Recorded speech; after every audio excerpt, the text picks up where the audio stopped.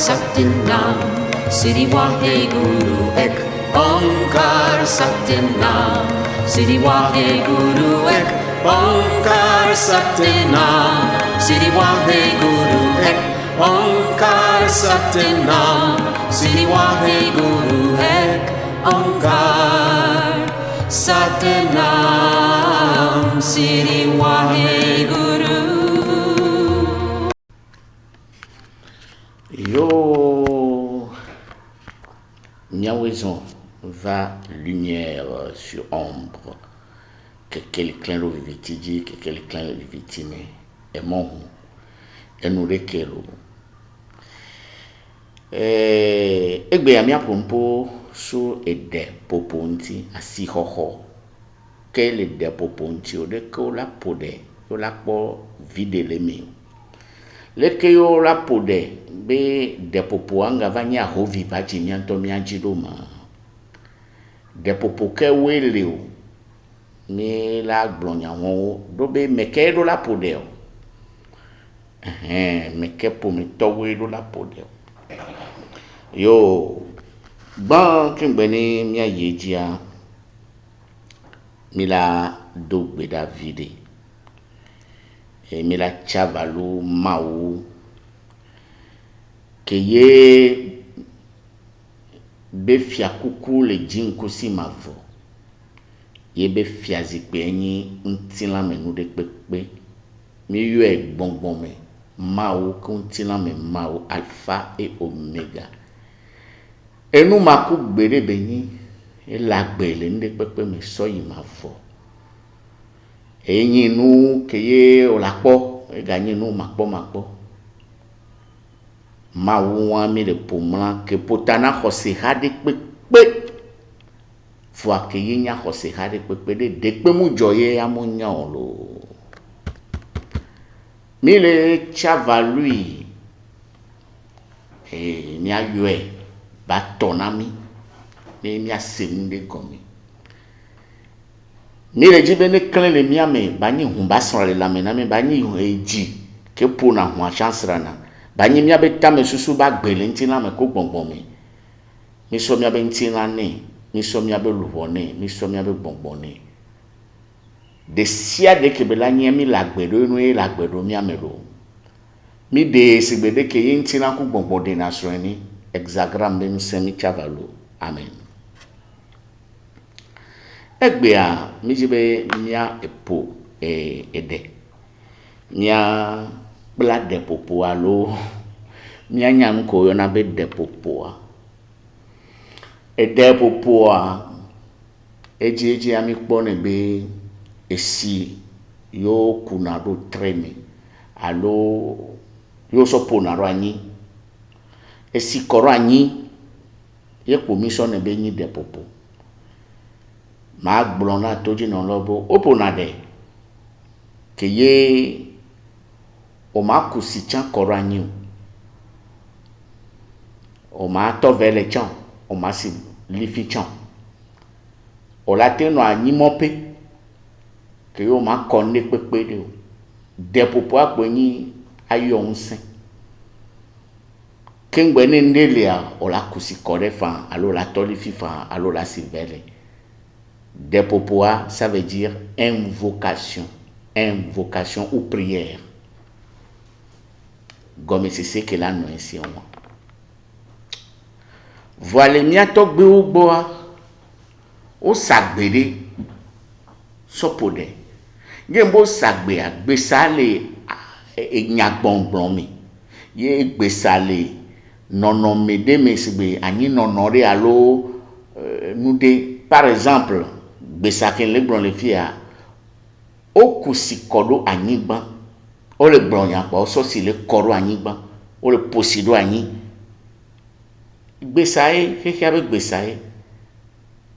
ele yo nude ele gbon yade ne o ya pode gade mo wa o kunasi konado ani esi ko le koro anyi wa ne to gbe o le pode na o le fonwe o le do agbenu se me no do be esi e konaro anyi gban agbenu ku miona ejie janaro anyigban ye afe omiona todona esie nyagbe sigbede ke silanyi nusu ye nyonu lanyi anyigban nusu ku nyonu be pepe eye won eye franc-maçon to so ebe jinku sien le nyi compa anyigban ya ye le nyi carré yemi so équerre do anyigban be se voine compa ku carré nu ya do kanema ku do équerre va tatawa no no do dia o kolo la son ku vi no ponyo no kunu sube bododo be ndeze na le funu o va sona g le so do na do me funu funu agbejo na so do be sikora anyigban essayer le deux fois anyigban et agblenu kula mio troisième niveau eni enu de la tosemi ne mi ja pode na mi atogbe wa ye mi aso ide popo de togbe o me banke chopoda de na togbe do o diamede o va diamede kaka va dio e fiombe abio me kanona chalam ten no hore amedo gbrabe ehume ekame ehunona abio me kanona bon c'est la même chose ehun le la nom de ne konagbo apamji na dewe e fiombe gbongbon ko yo na be gbongbon potana gbongbon le pepe a togbi zipiye ma wo be yin le po de pepe mi ele kingbe voju ojo agbe pito jo ye be ba ovodu nuke jo la gbeto me ya gbeto jo yin ma wo ye ya mukuna e jona yina gbona ogba be joto gbona leke donc ne agbeto le po agbeto le nkona hehia be nde pepe nde o le hehia me ya vodu mali o chonle do be tron le pepe o li ne ba no ja pode na togbe wa o le jira do nse o le jira koro ji do be le gbongbon me na me kwa do pe vovovovo le gbongbon me do podo le a mu permettre avec matek ben le boum maten pedo amenu gbe anchi bena ba tempo nu podo ra mia medeo la gbegbo ya me alo ba po mi dren e la no po mo la jo hento le nkume ne vo maten po nu po tamunyo onto chen le koloji ye do pedo le a na le bonbon me ne ame inu gbe obe tepea ame akuvoa ebe nu sen to ebe luboji alo ebe gbongbonji ebe nu sende latin no odo de via be vioji into la nya nuede ekuva ni hunlete do be le ba gbegbo me e no hehia be seji do be ne o le hehia be seji le subo ndewa nuko le subo on to la trozune ne be nu enti a meke we le suivre Christo a on va on be chrétien mais we le subo Bouddha o trova zuna Bouddha lo nu enti mi le subo Christo do me be mi anyi chrétien kokova mi anto mi anyi petit Christ na mi alokwe mi atrozu Christo donc a nous ko le subo monde que yo le viser la gbegbo o me hehia le ngolo no o gain o passé ya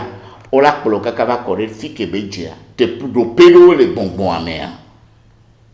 ni amea le funwa kafla o la ten don dudu nu mene akonu ra hamena e fiade voa era patanua de viala nunu ande pepe majo ebe jojo me vile ma do fula fide e vila tigbo hunle la mea mbuno ela gbova e gome le iba gbegbo mea e wo dori nene ake amede o chonku voa do pe ko gale yinto bravo yo la tin va mia be amegbeto la gbeduje nu ba gbegbo me nene abele chanwa be gado mo no le dogbeda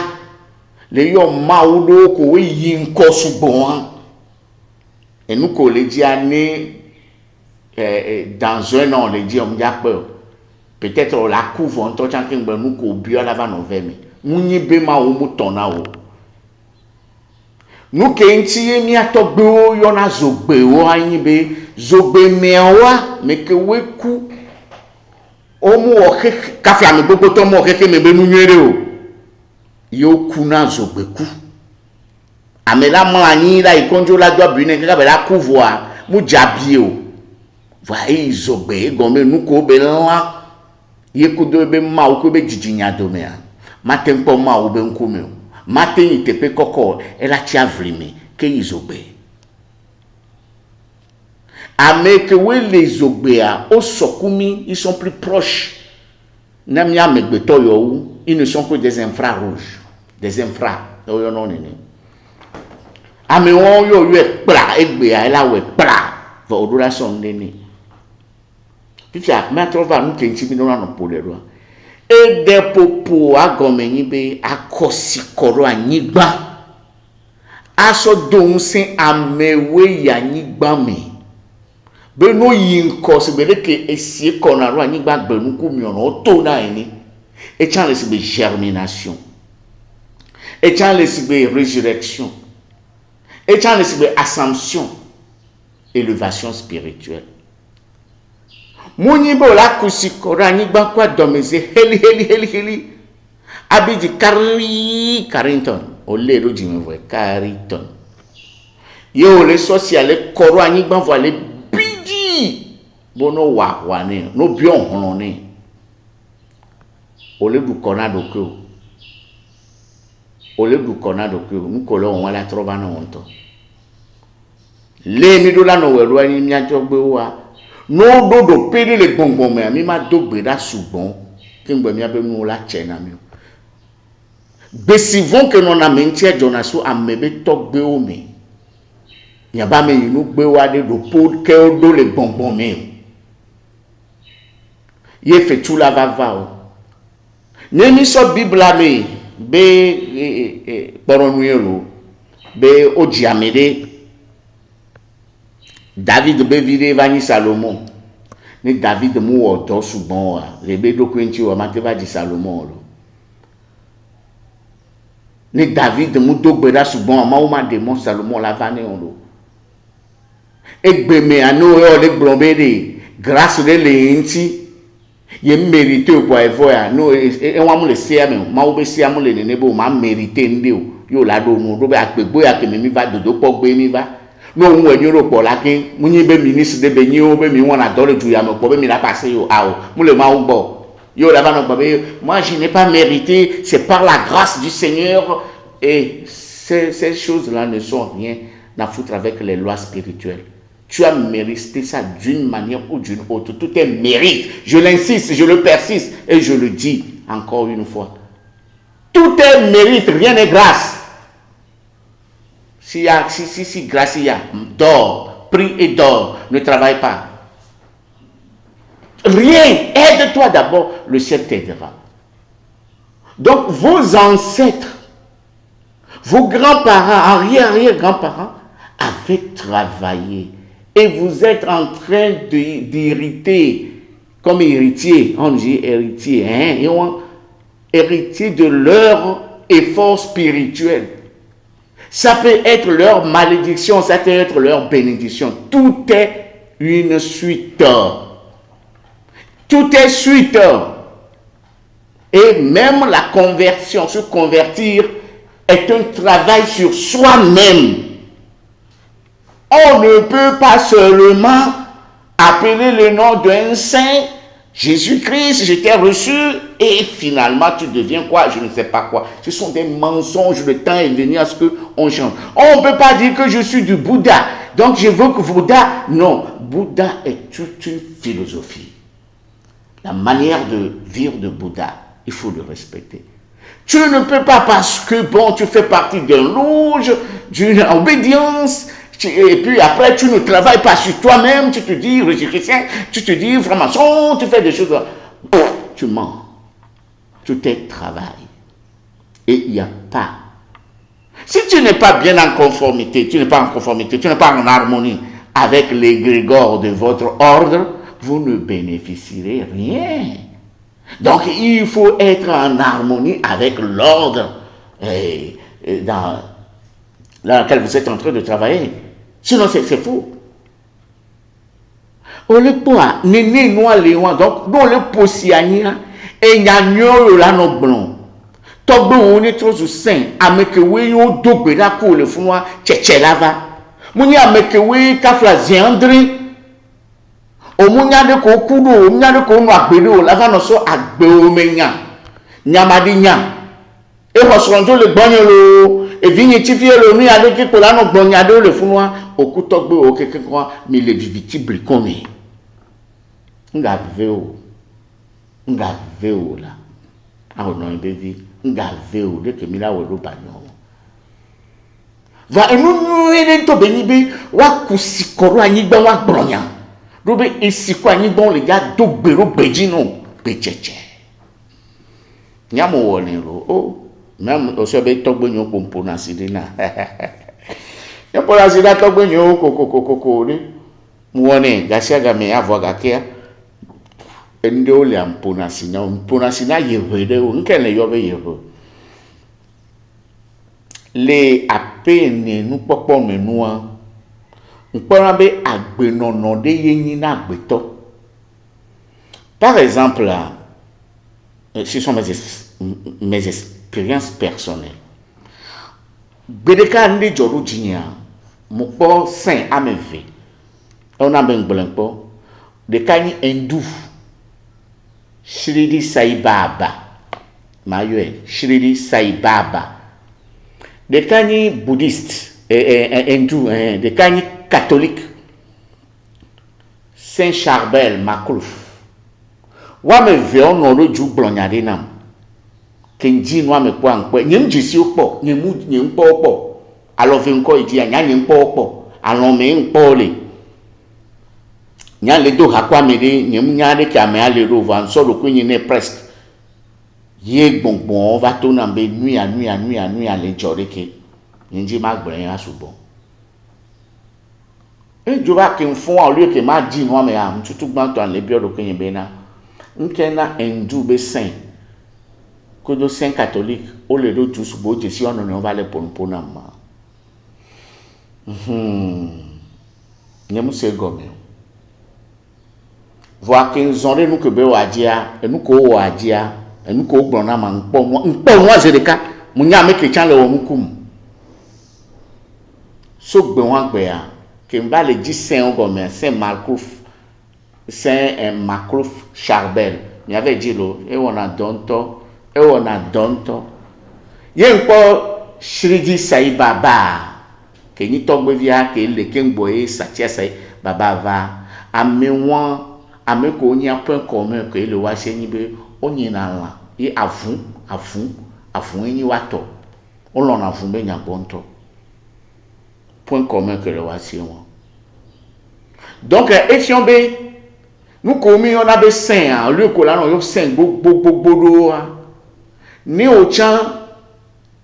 qualité vertu spirituelle de lenti ou nous suivre na nyuria o la no kadide me kudu saint gbogbo ko trozu saint c'est-à-dire autres hunlete o kuvani hunlete ke yene afun ji o pona nzizi o na o to pona nzizi na mesibere ko one a o ma yo ke ngbola vo on to ape lubon wa on to ape clan wa e chana valunu agbe ko le no a eni na nu ke so chana valunu chavalo eni be e yone ke le gbo chavalo tele me le ke le miasi. Donc mi a be louvo chana valu bonbonde o que mim jesi le ntilamu par intellect mim jesi o mi yona nu buo que min ke nu to chan gbon do be louvo que minia e sinto e do hao vo do mémoire que ngbe ba ko ntila ya enti mi kuna dre do mi so na be dre yo ni nu bara alo mi kuna dre do mi senegomo mi na nyigba be tume gado mu efion be mi chakudo nde ovayi agbeto suite benyi e wanti ngboro na be de ko nu alo gbongbon me be do alo spiritualité mu so afide pepe o ele koko ya me glibo gari me nananya e ya elazin gari me nananya e ya elazin ala didi ala zi yovo kudo ameye boade vovo toto mu le mia me le gbongbon me o kire ka o agbetoko wo chonyi nini pa me ibo yovu me kaka mi na ba po me na de yovu ade wa de onyi mi atogbe ye de yovu ade wa de mi ni wa togbe enu odo wa no no me amondi ajo fifia ejiji nti la ko mi so va lubo ni mi dogo lubo a lubo le ho ye lubo mu ni na kotare me to ne jure lubo le ni kotare me to ga se ga ma yinko. Il faut des expériences spirituelles. L'âme est venue, l'âme pouvait devenir blanc autre là. Spiritualité là, tu vois, aux religions. Et le fanatisme là, nous les noirs, nous les blancs. Ces choses-là ne sont rien à voir avec la spiritualité. Donc, il y a un ponade, na yebeadeo. Te wanjia mujesi sende ko wezena vanye munyi duwa meto nyengbelenku nyemu yono ochon over dem jole ha hadome over fiomunu donc agado mo en channel le sire ke au lieu que ma yotogbonyo voa c'est on la signe vovo le kota vovo me yene mkosida nya ni wa ongbe no ede wa la tozo yo la tolifi de me no edo la lifi ko la tonu allo flower ko nto la daro ho mi allo nto la blanc vide donc a depopoa aso don sen bonbonde allo a diebe kadede depopo le na vivre na me ko wini bonbon me ba me gbogbo to surtout ko we arc-en-ciel odoro wa di ni ma yo wo trivi ke me arc-en-ciel odoro arc-en-ciel la nibe le projet, la potentialité, tes pouvoirs unis sont sous forme de l'arc-en-ciel dans l'air. Ça disparaît, ça revient. Avant que tous tes projets ne prennent forme, il va falloir procéder à la libation à la terre. Libation pour la terre. À quoi si koro a nigban? Donc, essayer koro a nigban, essayer koro a nigban, minyaro kone. Amen. Essayer koro a nigban, minyaro kone. Om. Et que mi gabe amin nyalane vemi on toque le foura tu es un homme particulier, tu es une amen, alors un amen ou une amen oh amen particulier loni ami yoni ti o khontila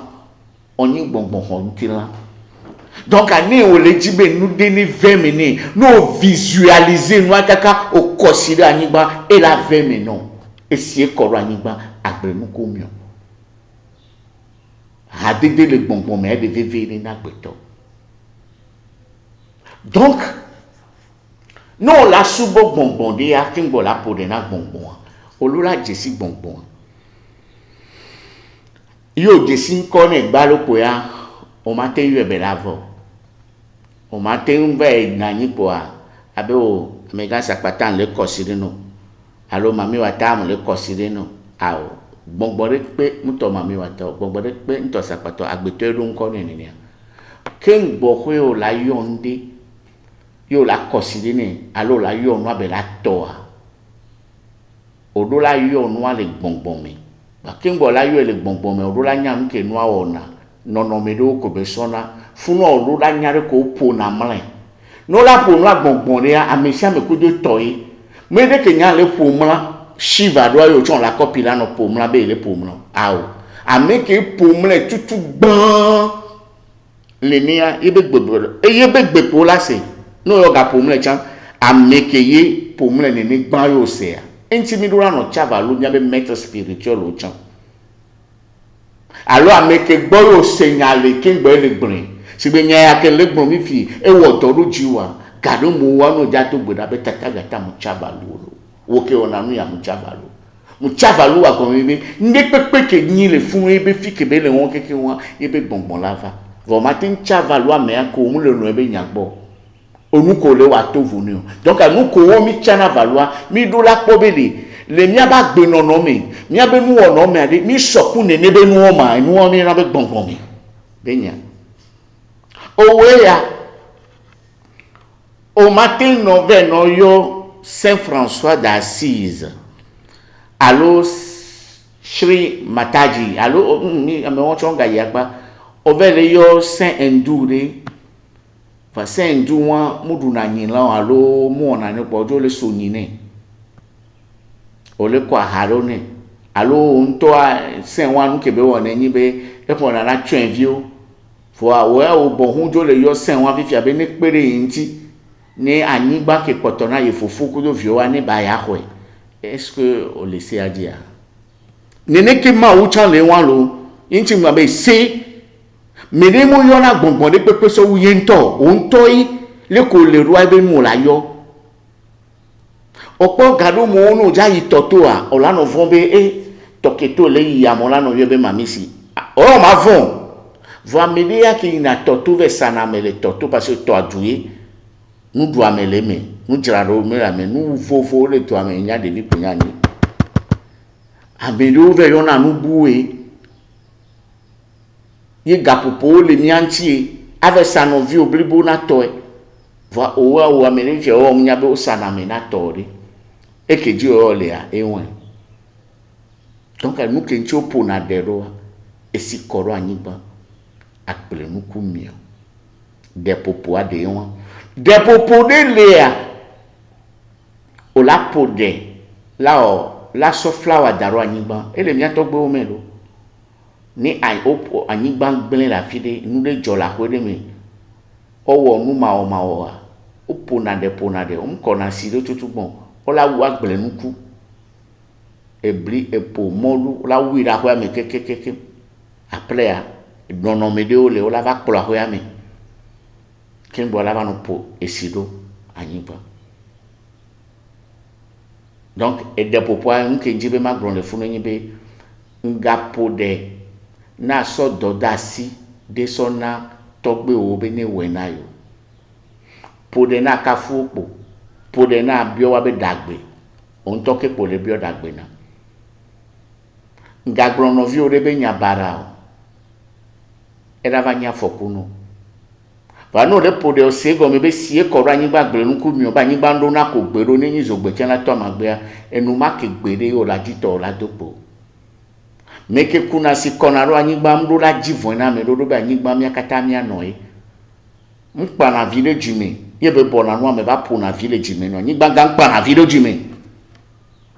yo ba po na de village mi ne be bona no me ko le o sebla be agbele nu le nti wa no nye be na nyagbere lo gbon be ne anyigba jimi ga mpa na village mi ye be da na si o le na de ajo no lo ao ese de yin mawa ese wose na pose no nye ne po na de won wa de fi mamle no la ba be odo mu senle aze de koko mato no bo no yo ba ze to no fier sois fier sois encore plus fier ani kaka ba do jime no da ba ti fun nke ti le gbon ni do o la no dogbeda yo la no respecter khosera vovovovo bereka o la ba po no medeo la medeo nti keye ka phrase andre no wo phrase de 10 mots 7 mots ni na Yesu le wa be gbeme voi omunyi Yesu topo gbede o le camoufler no kede ame o la wo o be Yesu Christ o be gbongbon wo va munyi ye o amegbeto a nous que bénien to nous on a occultisme au matin jesi nous que bénion moni nous ko mi le yo le nya ba deji yin nous que minyon yemi do gbongbon mi la kwa me de wa mi la fond très peu sont des chrétiens. My name is Tatagata 93 02 43 13 précédé de 00228 Oteyom nabium makbeleno donc à no pona de am poni satana benu amedo mponi ovo mponi la medo no mbloni ovo nuko wona ni bo owu na kokoro no yibo le mo se ple no no hlen en kora meji le bonbon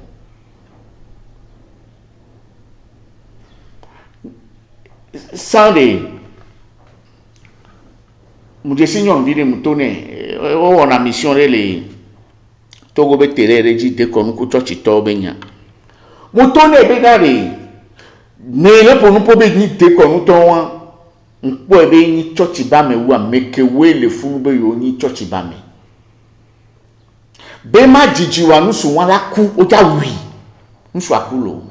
Togo mi le lo wa meke nya la nye lo nu su akulo de konu to wa etempa enya modio e gome ni be no le yo church to le yo de konu to no pe awu po be ni mi do vo le me mi ajesi nya no no mi ajesi mi anono ola no fi ola no po bi bombe ame ya o pastor gan ya o to na ma o be nya si ma to gbogbo koko e voi ni ma o ja ba de fi on la po be ku do no gan we le to ga le gbogbo mi peut-être o na jire le ntira mi fi fi mi ken ji be ma gbon so nya ya nti o nous qui dit magbron so nya anti poni nya de popo nya mekoyo nya ga hosebla lintinami kaka ava prole bonbon ameke we ma wo hona wa be gbedodora yin nuko woni abe nya yo brona o ma do awu bo zami enu lava ke vani awu hetolo me le do awu bo zami awu bo tole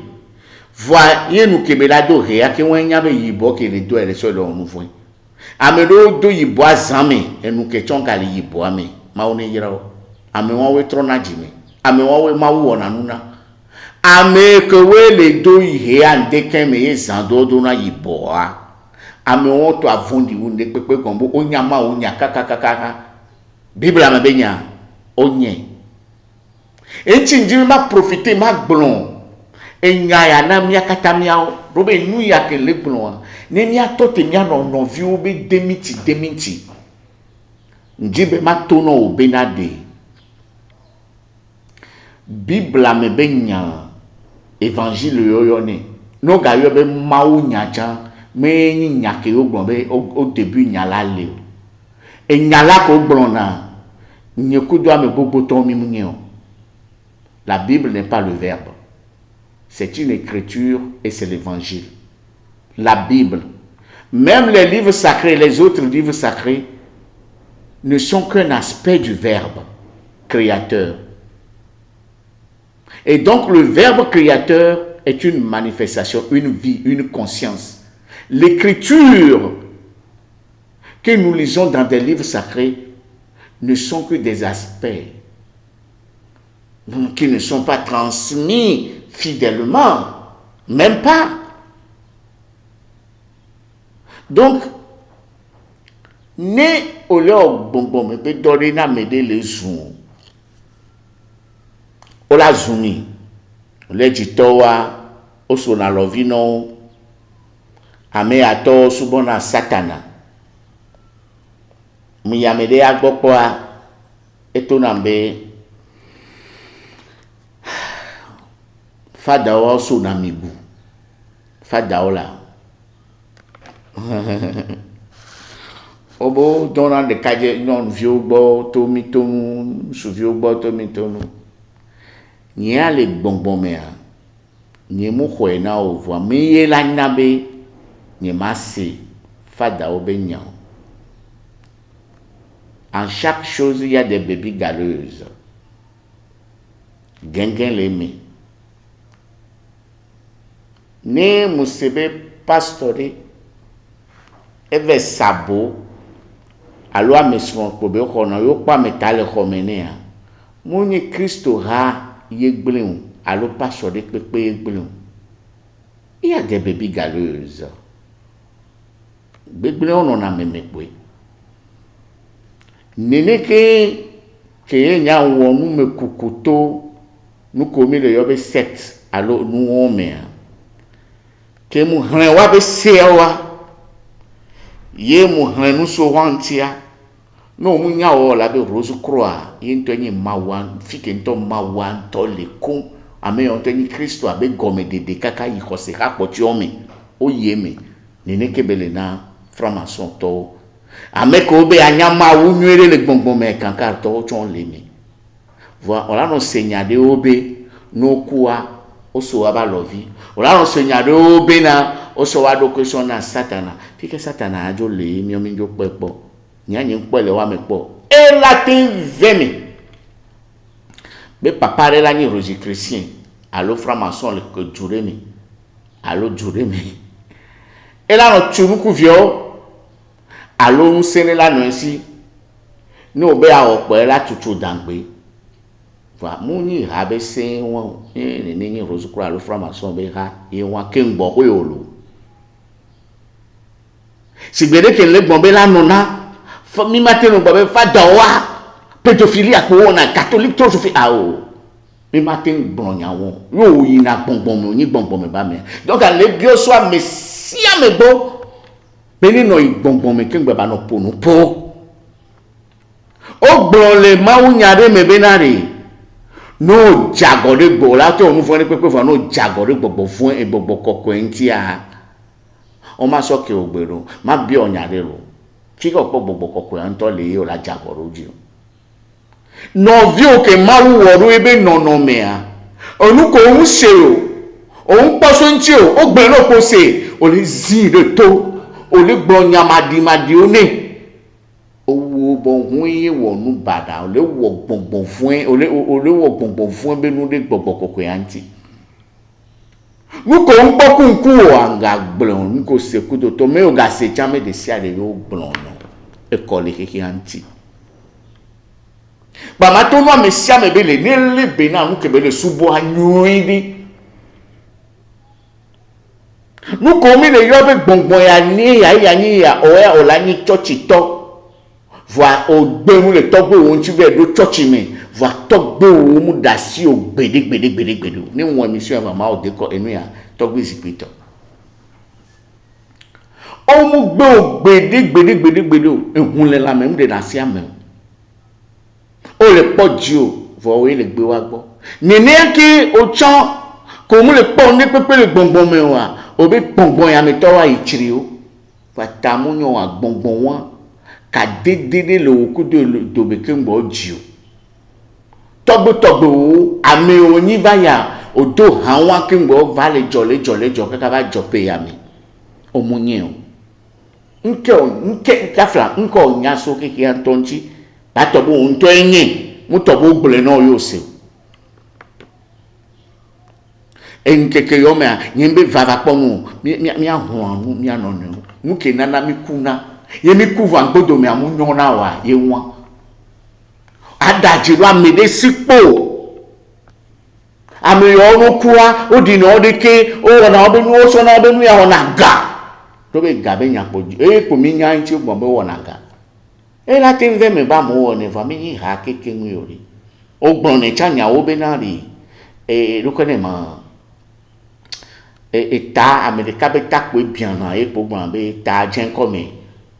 fa mdola yinini o mi dola no boy me nwede mi dola no tro no sego me nwede lo e ya ji ma dogbe na miato dometore sia de be lumière sur ombre youtube no rin no senwede ni to gbenye o le se yo be ayom le 00228 93 02 43 13 mi le vidéo mi lo message poi YouTube e jimile ano se nwede asegome kengbe awa fodede taflache e ko we mu jona jina mo eni be papa emission ko wa e jejinam e jojinam mami be nu jona jina kan nkundron mpona mami de o va ton na gbonyi ne pa mo do nu se me mami ne jona jina mo le fan ne nto pe no ti yan o jim le a o de koko me fefe go nye mi do mi adoko mi le nya ni mu le emission ya nto chambenadi ni le emission nto chambe ma ko me de yiji o e sogodo le lo enya ko mu le gbon amede ya na va se emission ya amede la va se bonbon la demegbe ne ela ga coachie ya mi e kenya le se ya e kenya le gbon kunu ya ela coachie mi la ga wewu de kenya we tam no nya ni mu le no le odore ano kponko agbo me ko we gblo na be mi ndo taji do ne pepe wa o nke ma uso na wa yo wona lo mi le chiji na gbo mi mpu na ju me de be nkwa nya shimechi aji na nya be fike be dalo nya we shimechi na ji nya we shimechi na ji ro basar mi basar me magbo sabato bye